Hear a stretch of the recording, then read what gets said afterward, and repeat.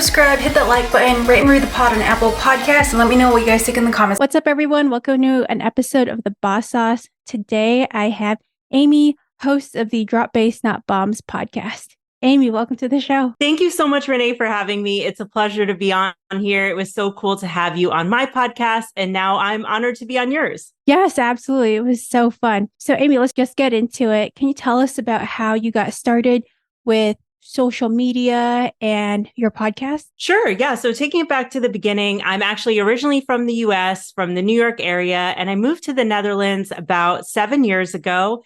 And I started a company here called Drop Bass Not Bombs. And originally the purpose was to organize raves for charity.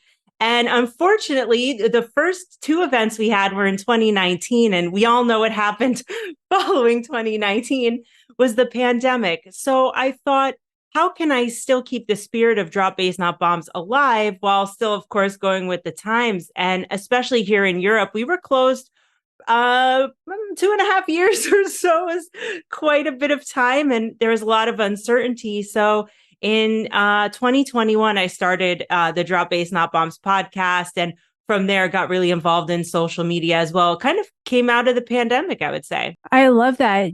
What made you want to pick that social media platform, or that type of social media in particular? Since there's so many. There's like TikTok and YouTube, but what made you want to do a podcast in particular? Yeah, I've always been really interested in podcasts. I listen to podcasts all the time. So my dog passed away in December, but when I had a dog, I'd be listening to podcasts all the time, walking her, taking the bus, on the train. I've always been someone that has a commute or biking or at the gym, and I've just found podcasts as an amazing medium. I've listened to podcasts for a really long time.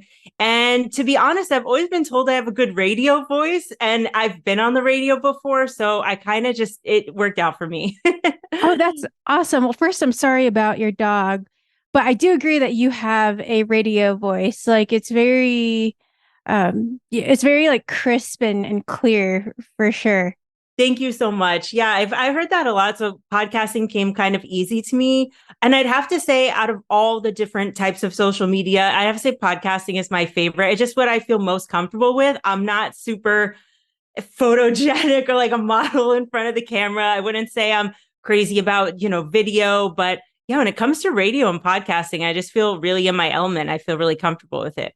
Yeah, well, I think you're photogenic, and you would do both perfectly fine. Oh, thank you.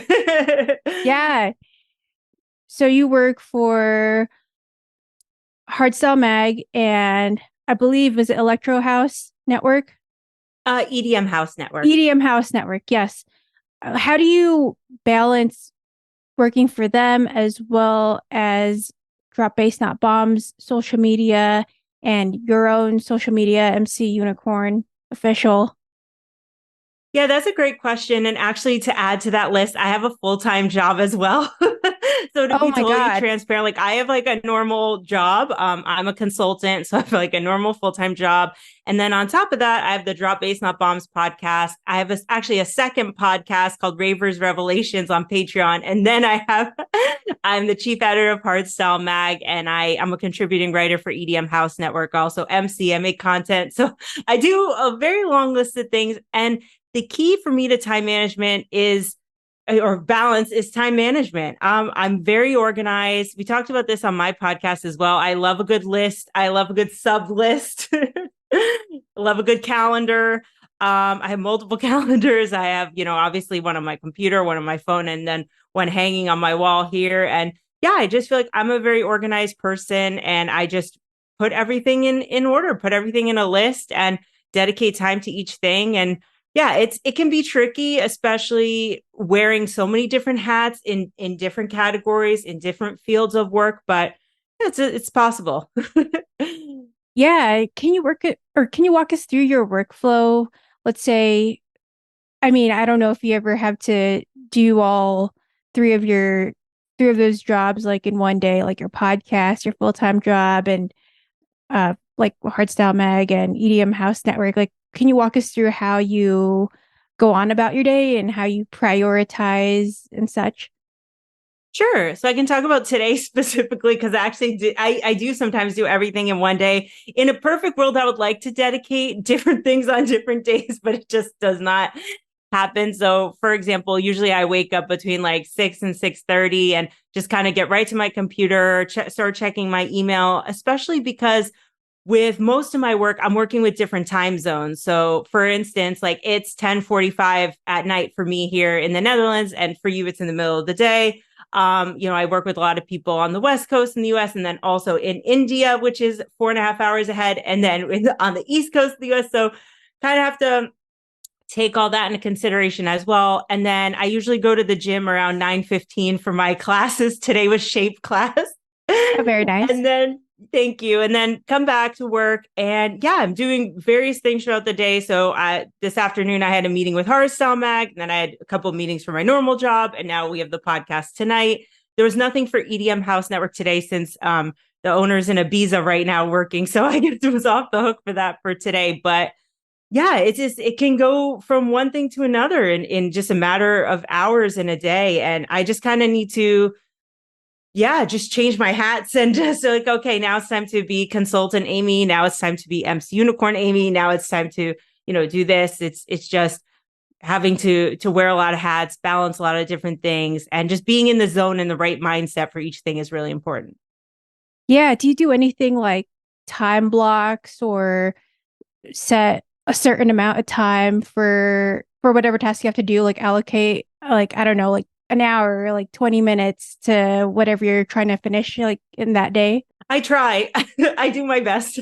I do try to do that. But I'm the type of person, I either get really hyper focused on something and then I'm like obsessing over, for example, for work the other day, I needed to put together like a 1-pager and I'm like looking through all the fonts and through all the templates. And I had to put a limit on that because next thing you can't spend an hour figuring out the font that you're going to use or the template that you're going to use. You need to go with it and start preparing the content. And then for social media too, you can't spend an hour looking at emojis. You got to move along. So yeah, that can certainly be difficult, but I do try to time batch as much as I can. I do try to say, okay, from this time to this time, I'm going to focus on this and then I'm going to take a break and eat. And I think that's kind of the thing too, from working from home is, you have to take breaks because it's really easy just to sit here all day in my home office, as you can see behind me, to just sit here at this desk all day. And obviously that's not healthy. You got to move around and you have to interact with people as well.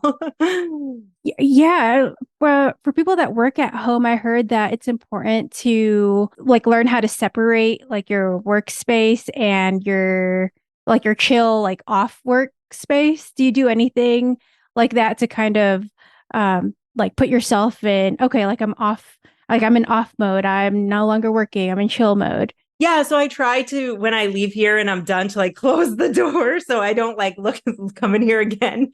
I also try to keep my work laptop set up with like the keyboard and the monitor and everything like plugged in, so I'm not tempted to like go and check. So it makes it more difficult to like go back and check something. But it is hard because I live in an apartment, not a house, so it's not like I have an annex on my house. It's the living room's not that far, the kitchen's not that far, but I do try to like, this is a space for working. It's for making content, podcasts, and normal work. Like I do eat in front of my desk, which is something I'm trying to work on, is like trying to eat lunch. Like I try to think of it. I've had a lot of jobs over the years. So let's say, for example, when I worked at the YMCA, like you wouldn't eat in the gym where you're teaching gymnastics. Like you would go to the kitchen or the break room or whatever. So I'm trying to do that, but I end up like still eating in here. But that's something I'm working on as a way to take some distance and take some time, because otherwise it's really easy just to stay here, especially because next thing you're on your phone working on something, you're on your computer working on something. It can get sucked in. Right, exactly. And I feel like if you're anything like me, I feel like I'll get stuck on one thing and then I'll just, like you said, kind of focus and I won't stop until either one of my timers goes off and says, hey, it's time to work on this task, or I finish the task completely. And then sometimes that can bite me in the ass and I end up kind of neglecting all the other things that I wanted to finish during the day. I mean, you're obviously very busy. How do you have work-life balance? Yeah, that's something I really struggle with. Sometimes I don't like, and especially if we're talking about when it comes to making content and going to events, going to raves and festivals used to be my party time. It used to be my time to escape, and now it's not. It's work. And so it's hard because like those lines between going out and having fun and work become blurry. Like, you can still have fun and go to festivals, but even if I'm not there for EDM House Network or Hardstyle Mag, which is rare, I actually don't remember the last time I went to something not for them. I'm still thinking like, oh, I could get a good picture. I could wear my outfit from Relita Couture and people can use my code and I can take a picture here. So I should wear that outfit. Or, oh God, this is a good time to like go live. You're just it's always in the back of my mind work. And I think I'm really working on now to try to like set some boundaries and try to find things that are not work related, and just set limits, set boundaries, set timers for myself. Like, okay, this is time for work. And now it's time, like, close the door, turn off your phone, like set the do not disturb. So the phone's a big thing too. It's work, but it's also fun, and it's also a distraction. And it's also a way to connect with people. And especially for me, I live abroad, so it's my connection back home. So I like to keep in touch with everybody, but also it's bad too. Yeah, especially social media. I mean, if you go into what they call like a what is it, a doom scroll or like endless scrolling, I feel like that can be so unhealthy, especially if you don't limit yourself. Like for example, like I do like time limits on the apps. I don't know if you do anything like that, but that helps me out a lot. Oh, that's a good idea. No, I don't. I try to just not scroll. What'd you call it? Doom scrolling? Yeah, where you're just like in this spiral of scrolling where you're just like nonstop consuming all this content, like mindlessly, almost like a zombie. I think, yeah, like a zombie. Okay, I think that's why I've been so avoidant of TikTok, is because I feel like that's an app where you can just hours, because next thing is interesting, and what I've noticed is I think it tricks your brain. I mean, all social media like tricks your brain into thinking like you're accomplishing something. So like you're scrolling, looking at other people's stuff for hours. Like your brain thinks, okay, you're accomplishing something. You feel good. You get that dopamine hit. But like, what did you really accomplish in the 2 hours that you were like scrolling? Maybe you did. Maybe you learned something, but I think you probably didn't. Like it wasn't all educational. Right. Sometimes I'll scroll and then I honestly feel like I wasted a ton of time, and I kind of changed my mindset to, if I am going to use social media in any way, I'm going to spend that time creating rather than consuming. Just because I feel like overall, I think that it's hard to stop scrolling. It's literally like an addiction. Definitely. Yeah. You get that dopamine hit and you're like, oh, I want to see what's next. And then also, there was that documentary on Netflix. I think it was called The Social Dilemma that came out a few years ago. And it's true. I mean, it's all true. And the thing is, with the algorithm, once you get down a deep dive, it shows you more things that you're interested in. It's also like how long you stay watching on a video. It's kind of scary if you think about it, but on the other hand, it's like, well, we're kind of deep into it. So.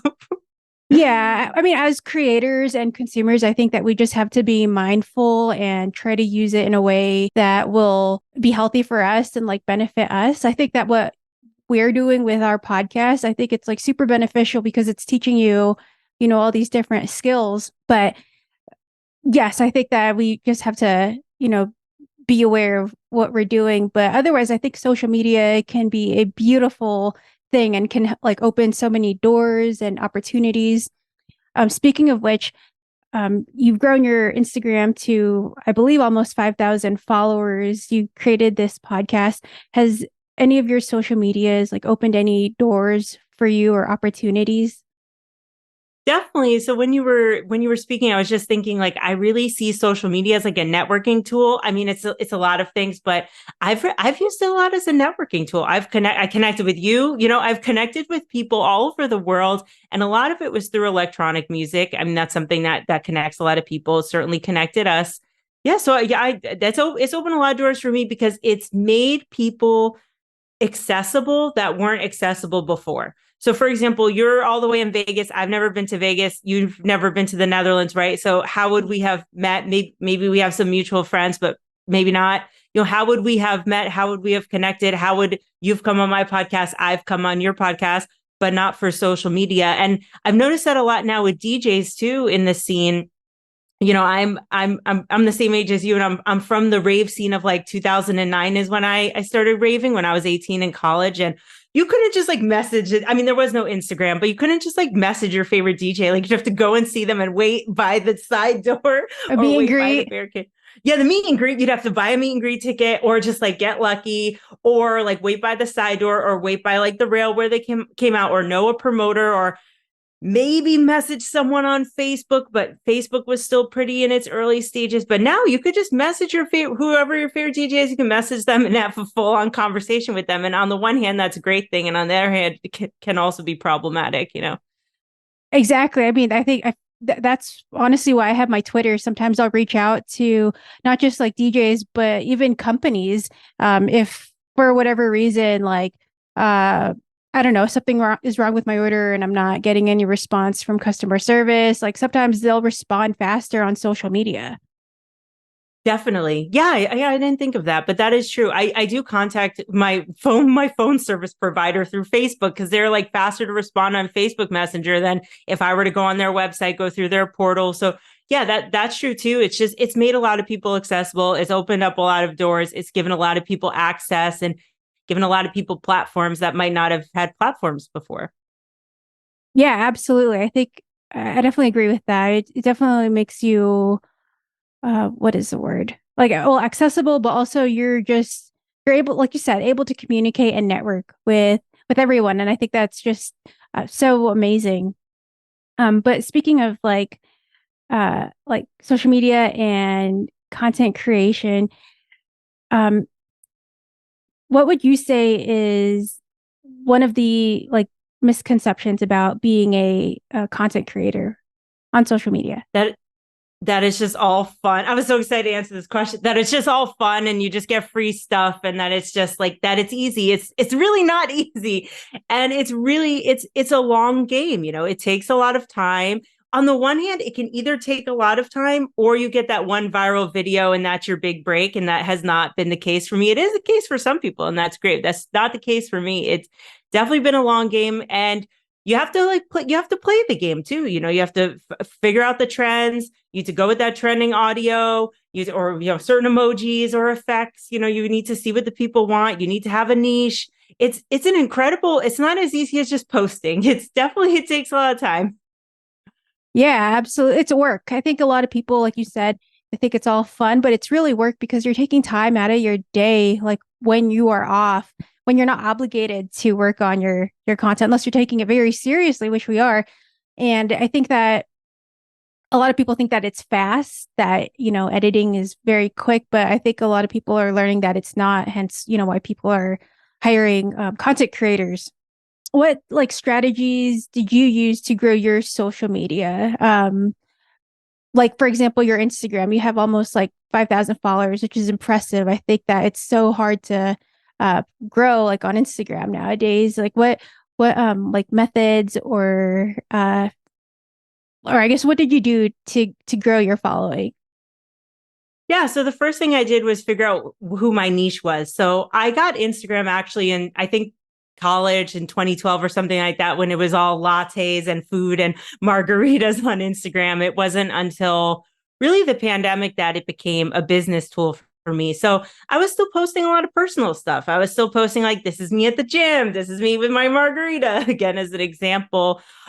So I had to first find my niche and had to make it a little more professional. So I putting more effort into my photos. I'm not the best at like taking pictures. I'll be honest. I don't have an eye for like photography. So I had to really buckle down, take good photos or have somebody else take good photos for me. And then really paying attention to trends. I did a lot of reels and kind of playing to your strengths. So I think my strength is on Instagram is I do some funny reels. Like there's just, I think I'm funny. Maybe I'm not funny, but I do some funny reels and some humor. Yeah, I think those are all strategies and tools that I use to grow MC Unicorn to where it is today. I love that. A lot of social media now is coming up with like different ideas and having like a creative um, approach to social media. How do you come up with new ideas for posts and content?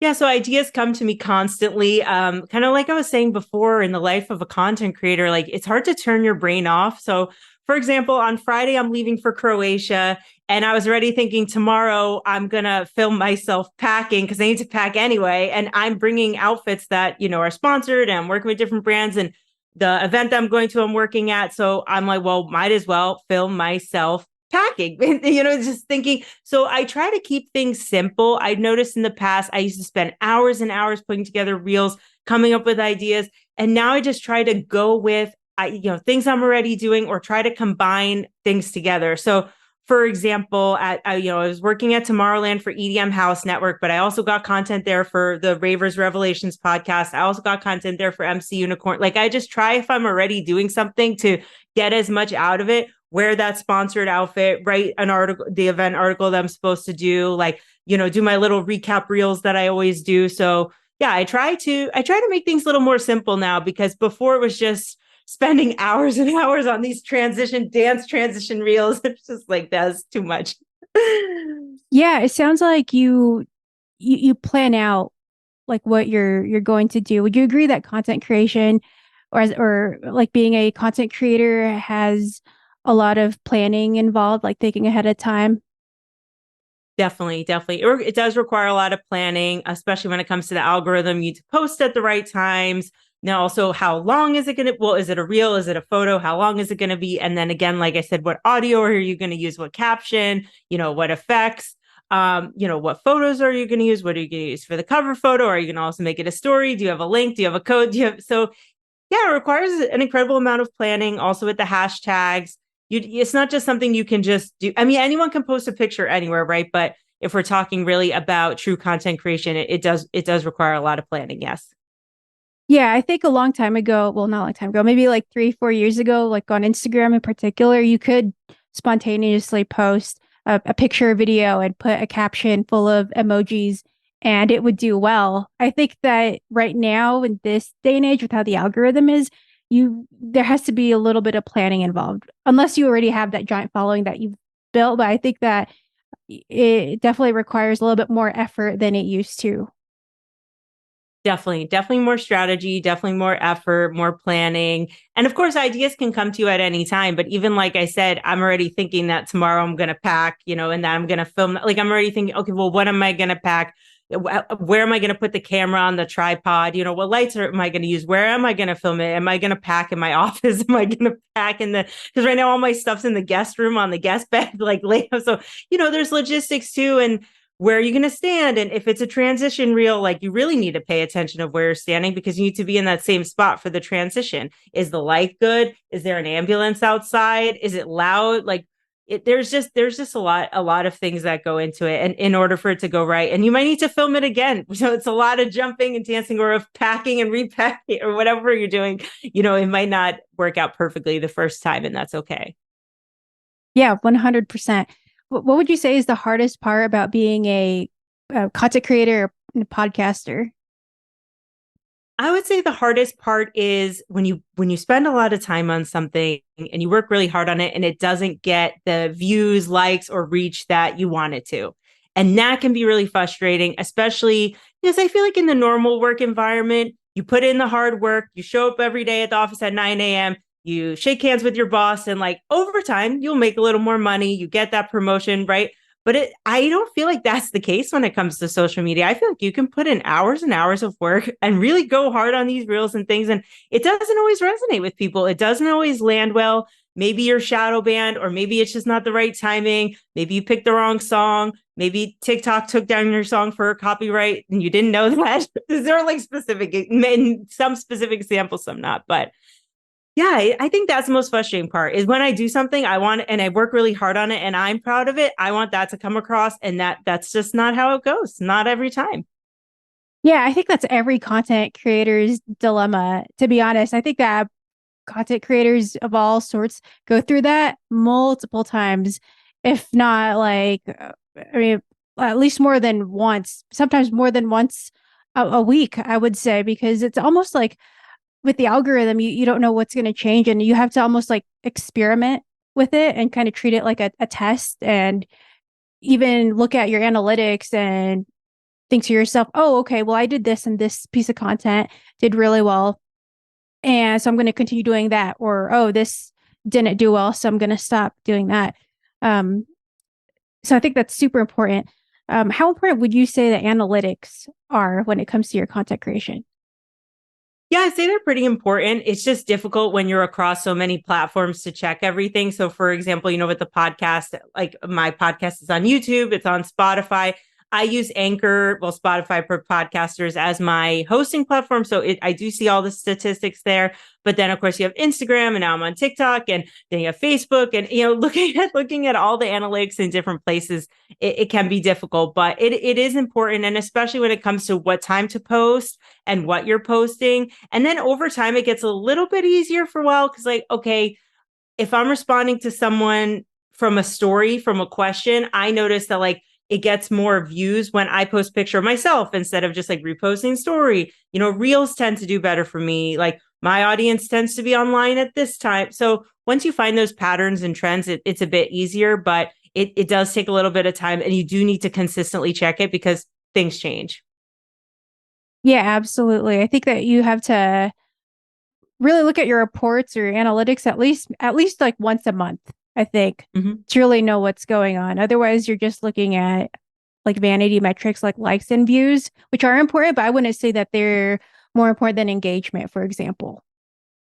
Definitely. Yeah, you need to have a strong audience. You need to have people who are consistently coming back to you. And one thing I've noticed, going back to your question about tools and strategies, one thing I've been doing now is Instagram lives. So that's one way that I engage with my audience. And I noticed too, some people showing up every week for the live. So I'm like, hey, once you build that consistency, I'm like, keep coming back. Hey. Yeah, it's awesome. It's amazing. It's great. And that feels really good. Even if it's five of the same people, like friends from college or family, or it doesn't matter.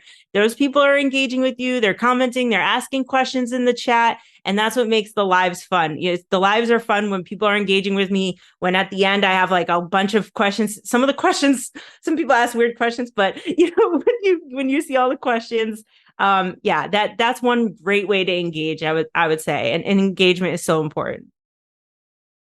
How would you say community or how important would you say community is with social media? I think it's the most important. I think it's extremely important. And thankfully in the electronic music scene, it's kind of easy to build a community. I feel like most of the people I reach out to are responsive. Maybe they don't want to come on the podcast. Maybe they're busy. Maybe not, they're not able to, but I feel like most of the people I've reached out to have at least been able to have a conversation with and have a connection with about music, whether it's, common interest in terms of genre, or them being interested in the Netherlands, or, we're both going to EDC Orlando, something like that. But yeah, I feel like community is extremely important, and we're lucky in the electronic music scene that builds a sense of community once you have that shared interest of EDM or whatever subgenre, especially if you like the same subgenre, like it's really easy. Yeah, no, I definitely agree. Kind of going back a little bit because we were talking about like analytics and such, and you having to manage all of these different platforms. Do you use anything like a scheduling tool to help you schedule out posts or anything like that? No, I don't use any tools per se. I do in Instagram use the scheduling feature when it works. There are times where it does not work, unfortunately. I know. That when it works, I do use that. I'm kind of old school in my planning. I have I'm looking next to me, like I have lists, like my normal list for work, and I just say like Wednesday. So like I already wrote down that tomorrow I want to film, like I said, that packing reel. I also have the live tomorrow. But I also try to batch when I film stuff, so that helps too. And because there are some days where I could get away at work, because I work from home and not wearing makeup and not dressing nice, can just like whatever, stay in casual clothes. But I try to, batch those things. So to answer your question, no, I don't use any tools like that, but I do write things down and I do plan things. I just try to schedule when I can. Mm-hmm. When you batch create, do you have a process for how you work, like your workflow for that day? Is there a workflow to your batch creation content days? Yeah, sometimes. I try to do like Wednesdays as content days, but yeah, like I say, sometimes other things pop up and sometimes not possible. But I try to focus on like one platform at a time. So I kind of gave up on TikTok to be honest for a little while, but now I'm back. But there's like a period after Tomorrowland, I was like, I'm done with this app. It's too much. I can't do it. But now I'm back, so that's good. I try to focus on one platform at a time. So if I'm making TikToks, I'm focusing that time period on making TikTok. So whether that's using like the CapCut templates to do the meme ones, which is what I've been doing, or make, ones that I pull over from Reels, or recap ones, I try to do it like that. That makes it a little bit easier. And then, yeah, I try to, if I'm filming stuff for Instagram, I try to do things that are like in the same outfit together, or, just, I do my best to avoid changing clothes 7 times, or like try to keep like basic makeup and not, or if I'm going to wear something in my hair, make sure it fits everything. Like I try to bash it like that just for time, because otherwise you spend the whole time like changing outfits, changing clothes, moving things around.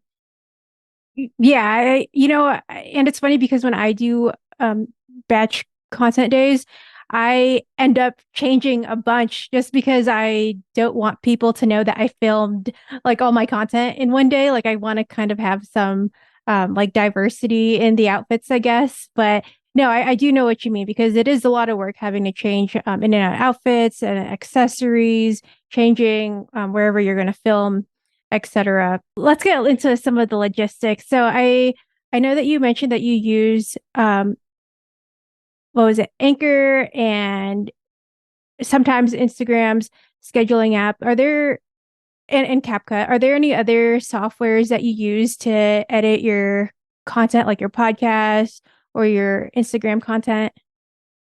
Yeah, so for the podcast, I use Audacity. I do have a friend who helps me with audio editing, but that's all done in Audacity, which is a great tool for editing audio. I use a lot of different apps on my phone. So I have InShot for like editing pictures. I also have like Photoshop Express, Adobe Express.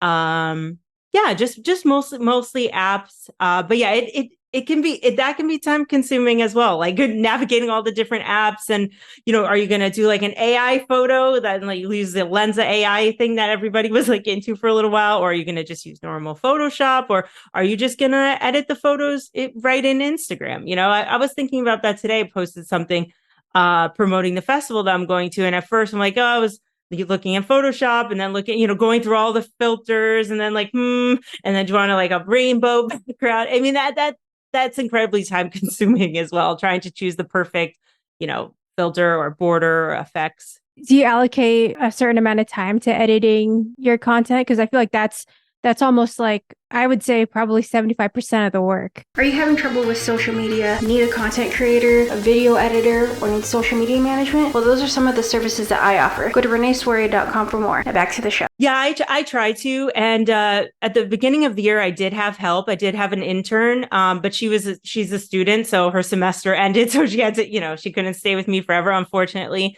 I did a lot of internships when I was in college, so I understand how that goes. But she was with me from February until June, I think. So she was doing a lot of this stuff. Like she was editing the podcast, putting it on YouTube, editing a lot of photos. And like that was a huge help. Of course, I had to oversee things, and there was work on my end too. But now my podcast is coming back September 15th. I think I found somebody to help me with all of that. So hopefully someone can help me, just because and I don't have any experience editing video. Editing audio, I do have experience. Editing some photos, okay, in the apps that I said. Certainly I'm not a professional, but editing video is a whole nother ball game. So I think she used, I don't remember the name, but I think in Adobe, something in Adobe.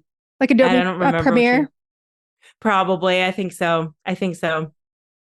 Yeah, I really love that you mentioned that you did get help, because I think that if you're able to get assistance and take some time, like get some time back, I think that's super beneficial to you as a content creator, just because you already have so much to do.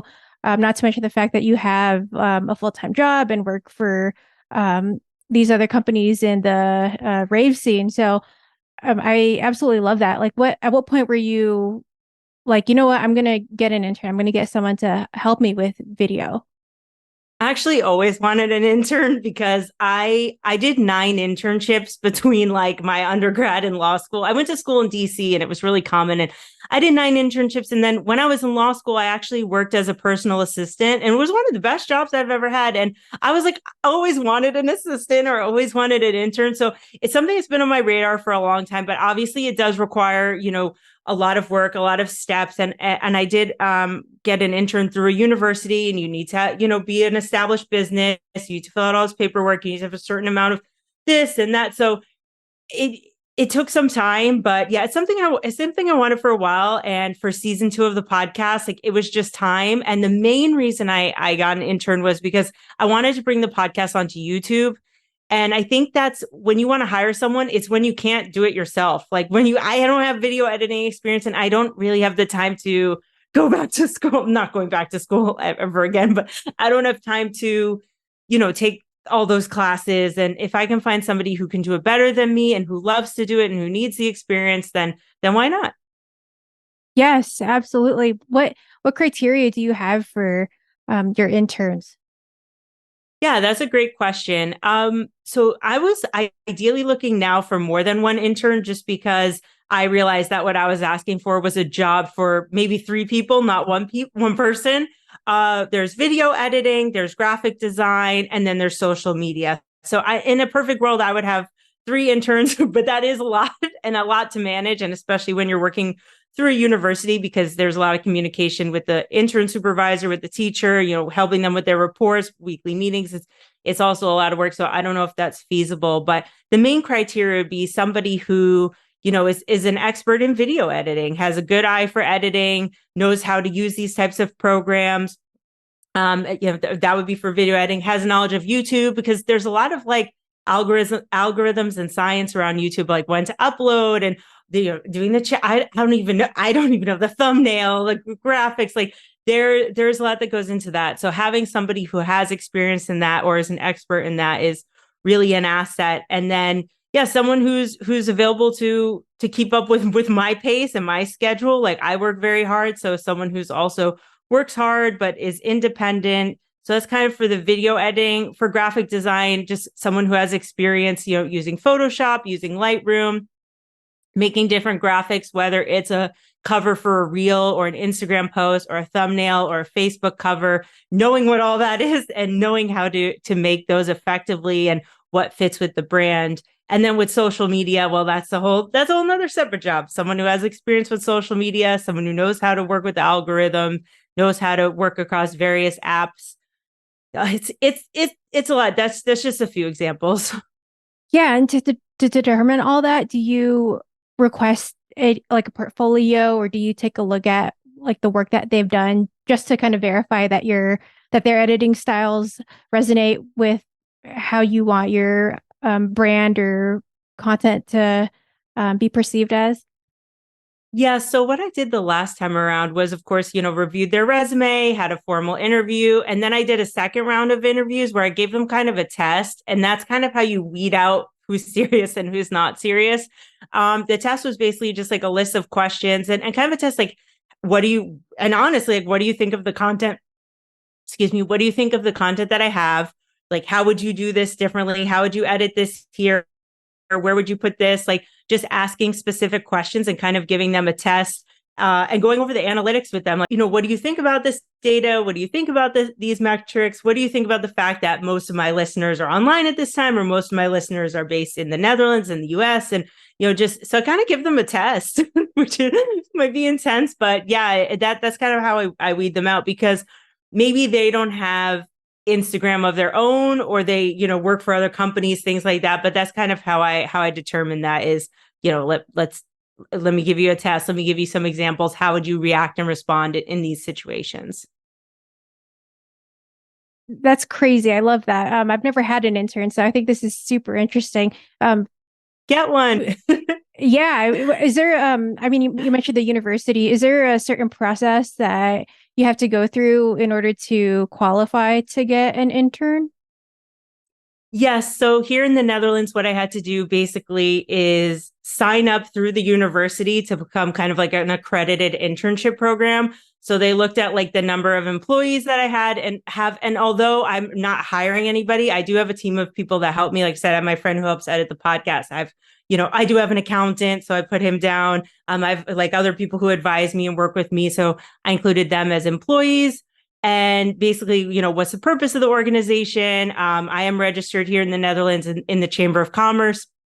So they asked for that information. What kind of work do you do? And then what kind of work would the intern be doing and who's going to supervise them? So I supervised her, but exactly what is the scope of work? So that was interesting, writing a job description for her and kind of laying out what she was going to do. But yeah, there are strict requirements, but it really depends where you are. And I think it depends on the university, but I would say try to get connected with a local university, in your case, maybe in Vegas, and just see, like, you never know. See, just see, maybe there's someone, the intern I had, she was studying film, and yeah, now I'm kind of branching out, to see who else wants to help me. But yeah, you can start there and see how it goes.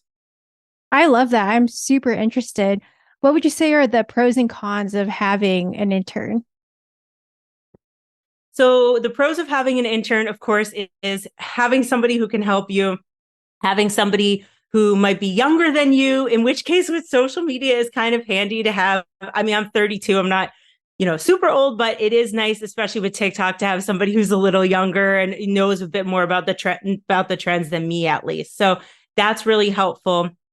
Also, having someone who's studying in school makes it a little bit more serious than if you were to just, find anybody anywhere. The fact that they're getting school credit for this, that their teacher's checking it, that they're getting a grade for it, does incentivize them and encourage them to work hard. So those are kind of the pros. The cons are, if you are getting a student, they do lack that experience because they're new. They're a student. They might only be in their second year, so you can't expect them to be, someone with 15 years of experience of video editing. They're only 20. How would they do that? So they could lack experience, and then also they could sometimes lack, professionality and things that just come with working in the workplace, with being older. And also as a student, they have other responsibilities as well. They might have school, they might have family things, social things. So they can't give you, even if they are working for you full time, they might not be able to give you their undivided attention. Right. I can see that, especially as a full-time student, for sure. Have you ever had an intern that was not meeting your standards?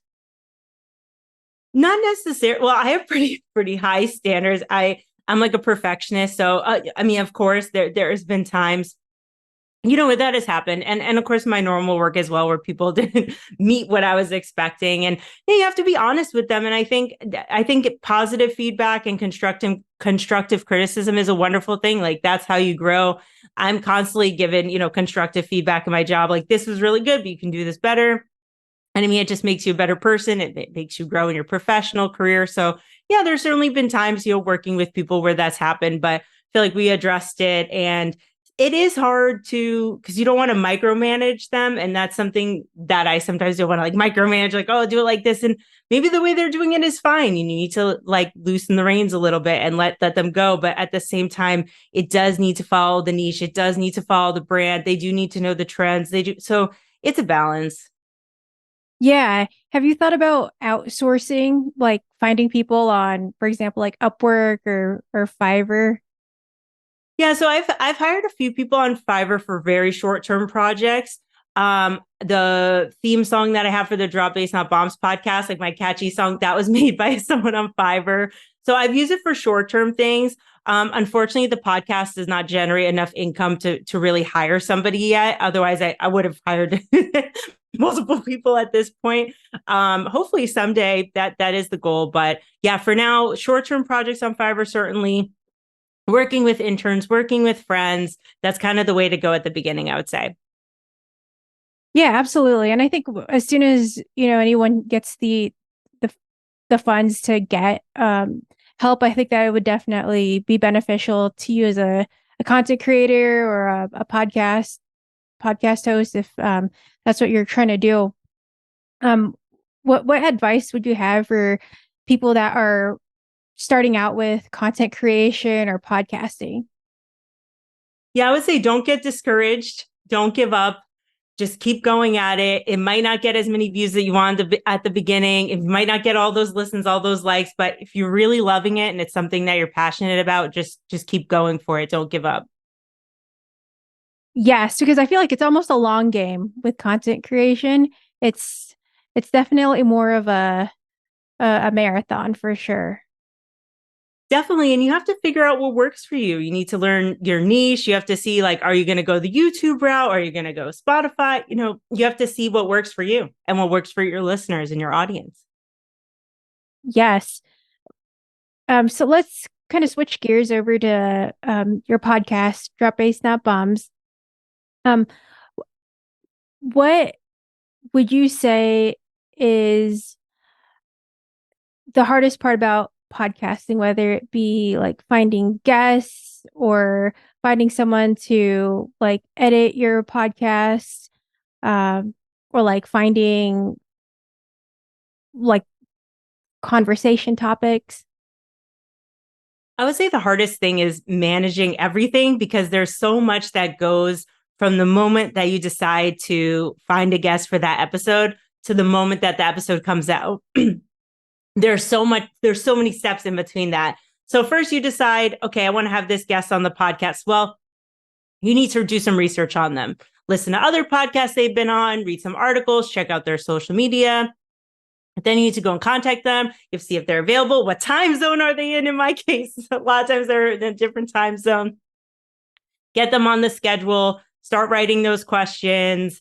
Yeah, I'm not going to go through all the steps because we'll be here all day. But basically, there's just the hardest part is managing from the moment that you decide to go with that guest for that episode to the moment that the episode goes up. And then even when the episode goes up, there's still things that are done after all the Instagram promotion. Then you make a reel for it, then the stories. Then I do a recap on Instagram Live. And yeah, there's just managing all those things and staying organized because it's not linear. I'm never working on one episode at a time. It's always multiple. For example, like I have everything pretty much ready for the first episode of season 3, but I'm about to record, the second episode for season 3. And then I'm making questions for the next one. So it's never just one at a time. No, and I feel like if you do one at a time, I feel like it's kind of tricky because you might end up being you might get screwed if, for example, the guest doesn't show up for whatever reason, or you get sick and you can't do it. I think it's always good to have some content planned out in advance or podcast episodes in advance, just because you kind of want to be ready and set yourself up for success. But what do you do if a guest does not show up, or has that ever happened to you? And like, what do you have to do about it? I've never had a guest not show up. There was a couple times where like we got the time difference wrong. Like with the time difference, like we got the time wrong, so we had to reschedule things like that. But I've never had anybody stand me up, I guess, per se. We have had time difference issues or someone is running late or needs to reschedule. In which case, like I'm just ready to go with another episode. Like I'm always recording them a bit in advance. And a lot of times too, I need to schedule everything around my schedule. So for example, if I know I'm going to be in the US for a while, am I going to bring my microphone with me? Do I have time when I'm there? Am I traveling? So if I know I'm going to be away a lot, then I try to, record some episodes in advance or maybe do a solo episode, something like that. Yeah, I think that's super smart. How do you choose your guests? What is your selection process for Drop Bass Not Bombs? Yeah, so the mission of Drop Bass Not Bombs is raving for a cause, partying for a purpose, making the electronic music scene a better place. So the criteria for that is, are you meeting those things? Are you someone in the electronic music scene who is really using your platform for good? So whether you're a DJ or a content creator or an industry professional, what are you doing through your craft, whether that's music or content, etc., your work, the events you organize? What are you doing to make the scene a better place? Because there's a lot of people in the scene doing that, but there's some that are not. So I would say, that's the criteria is, do you fit the niche? Do you fit the brand? Do you fit the mission of Drop Bass Not Bombs? I love that. With your podcast, are there any specific pieces of equipment that you absolutely love and recommend that you use, whether it be like a ring light, tripod, microphones, etc.? Yes, I have a lot of different equipment and yeah, of course, software that I use. So for my microphone, this is a Trust Amita microphone. I've had it since the beginning. It was a Christmas gift from my boyfriend to support me with the podcast. So I love it. It works really well. Comes with the pop screen. So it comes with the cover. It comes in a portable case. My all my headphones and earplugs come from Power Locust, which is a brand that I work with. So they sponsor me with these headphones, which are great. I've used various throughout the podcast, and we're always wearing different ones. For ring lights, just Amazon. There's standard Amazon ring lights. Of course, my laptop. That's about it for the basic equipment for the podcast. And then for software, like I said, I use Audacity for the audio editing. And then I have Zoom Pro, pay for that expensive subscription to get these episodes out. So yeah, those are kind of the basic things that I work with. Do you use any specific cameras or webcams? I don't use a webcam at all. Actually, that is something. Yeah. I noticed your like video quality is really good. I'm using my laptop camera actually. Like I'm not using a webcam. Like I need to get it. I've thought a while. This is the thing with podcasts. I think that people don't realize is it's not a cheap hobby. It's really not a cheap hobby. It's not cheap because everything that I just listed is not cheap. And then you have additional subscriptions as well. For example, if you have a website, you're paying for the domain name. If you are using Adobe or like I have a Creative Cloud package, that's not cheap. Zoom Pro is not cheap. If you're going to put episodes on SoundCloud, that's like, I was doing that at the beginning. Now I'm not because there wasn't that many listeners, but that costs like 11 euros. I don't know in dollars, but whatever, say around the same a month. So yeah, there's all these costs and then promotion as well. If you are going to do, paid ads on Facebook or something like that, if you are going to boost posts, that costs money. If you hire somebody, that costs money. It's really not cheap. I think that's a misconception. Like, oh, that seems easy. You just like use your phone and record a podcast, but no. So I am thinking about getting a camera, a webcam, and then maybe at some point a new phone for my content. Cause I do have an iPhone 11 and people have told me like, you got to get a new phone. I'm like, not right now. I like this. This phone is fine, but yeah, what can you do?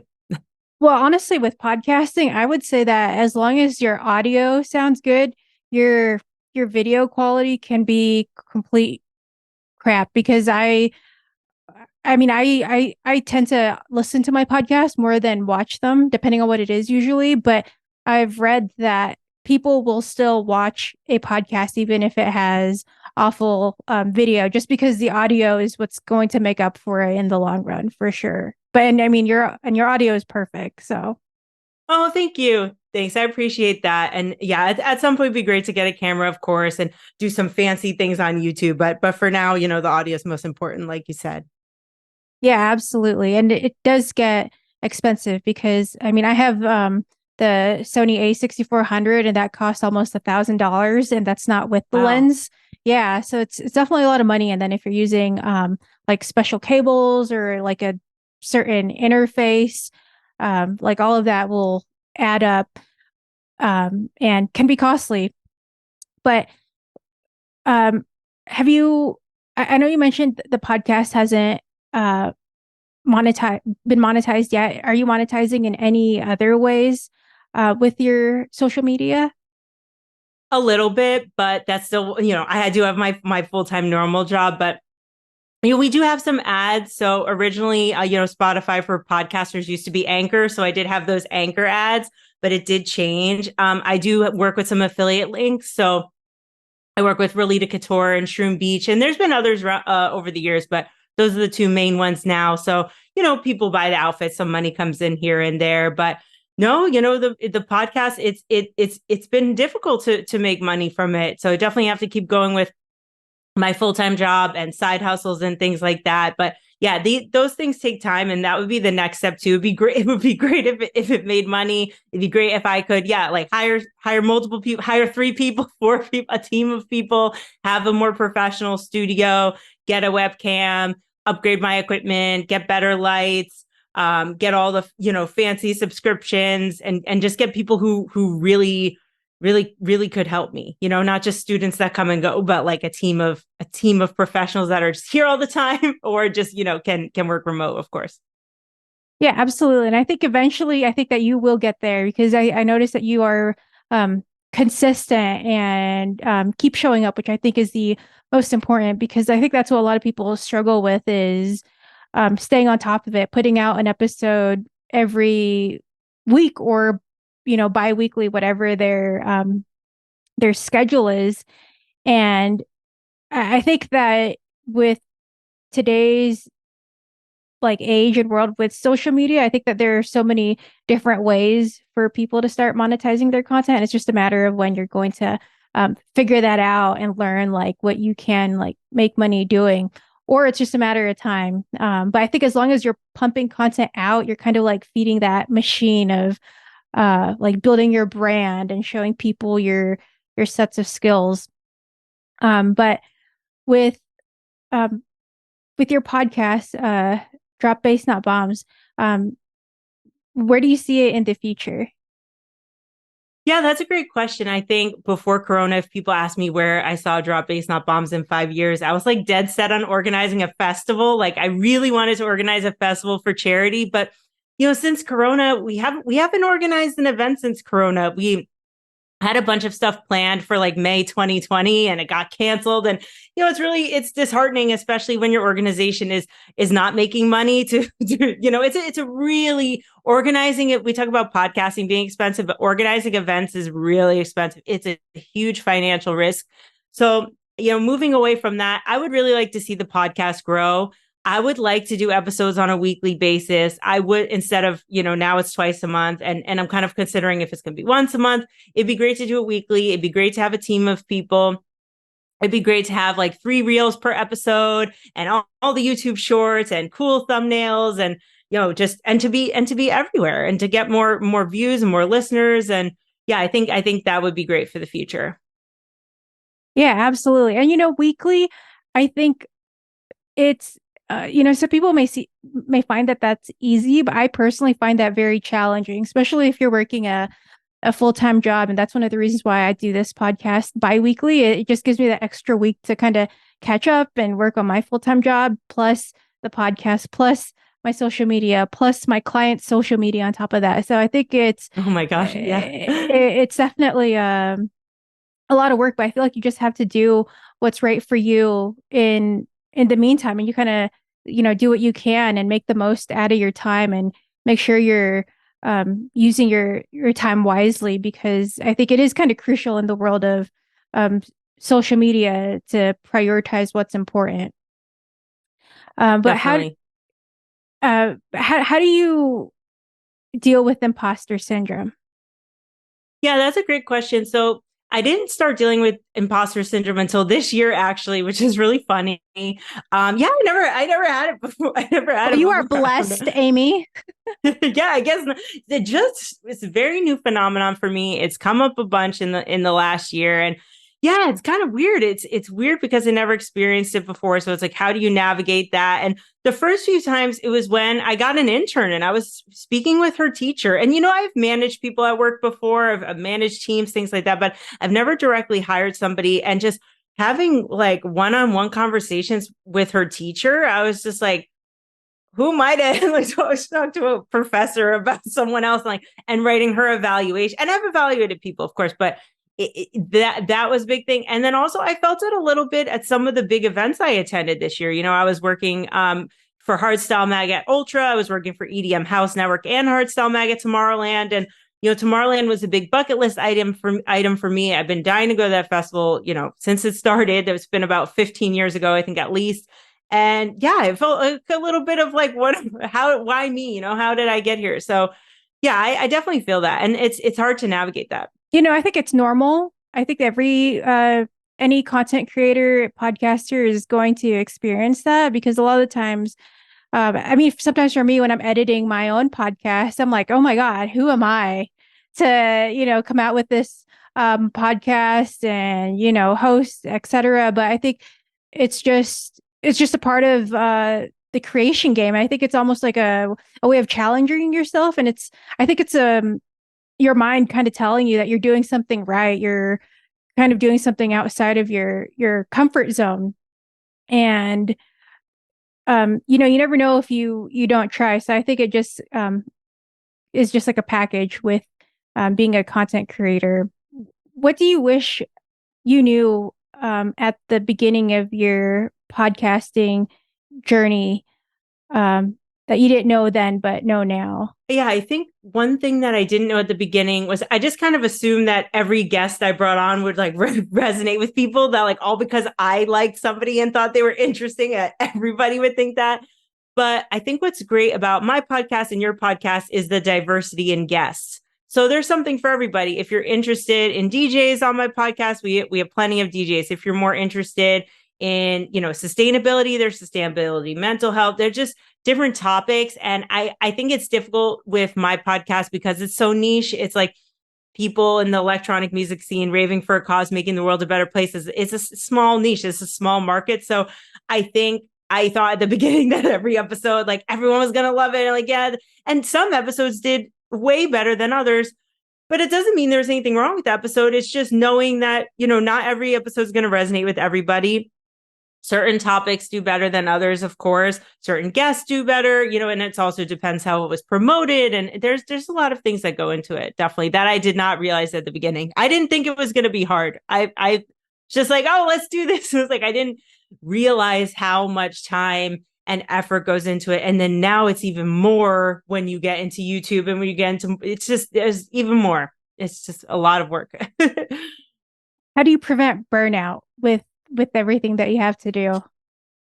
Yeah, I've experienced burnout a lot. I guess that's no surprise with all the things that I'm listing. And then especially when we're talking about electronic music in the scene, it's really easy to get burnt out because there's not always the healthiest of habits and lifestyle that go hand in hand with electronic music. A lot of events are at night.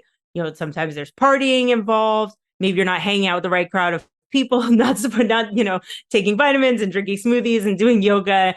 So that has been difficult. But now what I try to do is I just try to listen to my body the best that I can. So I try to, if I need to take a break, you know, maybe skip that one festival, maybe skip that night out, maybe skip the gym, even though you really want to go, you really want to do it. Just try to listen when I start to shut down and I start to get sick or just feeling like this dark cloud over me or not feeling as motivated as I usually am, because I am super motivated, then I know it's like, okay, take a step back, take a look at that list. Is there anything that you really don't need? Do you need to make like that extra TikTok, or do you need to like already start working on an episode like that's going to come out, you know, months from now? Like, no, just try to handle one thing at a time, you know, do some yoga, watch some Netflix, like get proper sleep, like just try to take a little step back. Though that's way easier said than done. No, 100%. It's super challenging, and it's this giant juggling act. And you know, sometimes you end up dropping a ball, but you have to pick it back up and start juggling again. And you mentioned motivation. How do you stay motivated during the ups and downs of content creation and podcasting? Yeah, I've always been a really motivated person. It's never been something that I struggled with. I think I've always been really high achieving and perfectionist, and I've just always had really big goals. So for me, it's just kind of second nature. But I think if you have a clear vision of what you want and you just every day take steps to make that happen, it's a lot easier. I love that. That's so true, because I think a lot of us forget the big picture. So I think it's super important to remember why you even started in the first place. Yeah, and if you're not feeling it anymore, if you're not feeling the joy anymore, then you should either pivot and try to find something else, or stop, you know, then do something totally different. I 100% agree with that. I mean, that's one of the reasons why I kind of stopped with the rave content, because I just wasn't, I mean, I still love raving, but like creating the content, it didn't make me happy anymore. And I think that's sometimes an indicator of when you need to switch it up or try something new. Definitely. What do you want our listeners to take away from this conversation? If they had one thing to take away. Yeah, one thing. Oh, that's tricky. Yeah, if you have a goal or a dream, just go for it. It doesn't matter if it's going to be super complicated or super expensive or super hard. Just take one step towards it. It might seem overwhelming. You might do, maybe not perfect the first time, but if you have a goal and a dream, just go for it and you make it happen. Just take your time. There's no rush. Just take one step every day towards that goal. I love that. And what would you say is your secret boss sauce when it comes to content creation and social media? Yeah, so I was thinking about this question and it reminded me of like SpongeBob with like the Krabby Patty recipe and Plankton. Did you watch SpongeBob as a kid? Yeah, and yes, I love Plankton SpongeBob. wanting to know Plankton wanting to know the secret Krabby Patty recipe, and there was really a big storyline in the show. So when I first heard about this question and listening to your podcast, I was like thinking about that, and I think obviously this is different for everybody, but I think for me it's good time management. You really have to manage your time. You really have to find a balance between your personal life, your social life, your work, family, friends, because otherwise, you're going to burn out. You're going to burn bridges, destroy relationships. If you're just all the time focused on work, your social life is going to go downhill. Your personal relationships, it's not going to go well. But then on the other hand, if you are all the time, focused on the social aspects and playing video games and going to the gym, then your work's not going to get done. The content's not going to get created. So it's really finding balance and managing your time really well, especially when we're talking about social media and phones, because it's so easy, like we said at the beginning of the episode, to just mindlessly scroll, watching TikTok, watching silly videos on YouTube. So you really have to set those limits for yourself. Are you consuming content? Are you creating content? Are you doing a little bit of both? So yeah, I would say my secret sauce is that I'm the queen of time management. I would say I have really strong time management skills. That, and I want to add one other thing, and that's networking. Networking is really important too. And that's another skill that I have. And I think just being able to strike up a conversation with someone or to find intersectionality in things. So I remember, Renee, when you came on my podcast, we connected about yoga. That's one thing that we connected. We both love yoga. We both love electronic music. So just finding connections with people, networking, that's extremely important. I love all of that. So true. Amy, where can people find you? Yeah, so thank you so much for today. You guys can find me on Instagram by going to MC Unicorn Official. And then for Drop Bass Not Bombs, it's Drop Bass Not Bombs NL. On TikTok, which I'm back on now, it's also MC Unicorn Official. And I also have a second podcast called Ravers Revelations that's exclusively on Patreon. And that's where my friend and I read and react to festival stories. So it's totally different, but if that's up your alley, I would please guys go and check that out as well. I love that. Amy, I can continue talking to you, but thank you so much for coming on. I'll link all of that in the show notes so you guys can connect with Amy. We'll see you guys next time.